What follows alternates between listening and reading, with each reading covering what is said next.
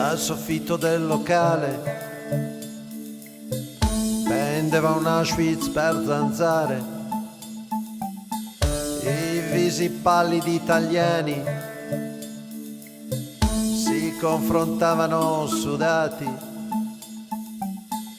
Una tragedia di pizze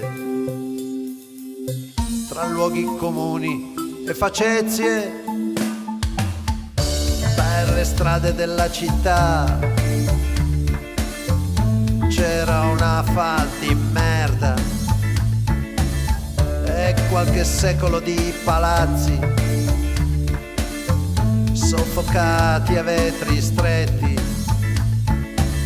Tra una discarica, un monumento e un ecologico ripensamento, pezzi sparsi di un mosaico che si forma e si scompone tra le pagine di un libro che ho dedicato a me. Frasi vecchie, frasi nuove, tra i dettagli demenziali trovo sempre una ragione che mi spiega i miei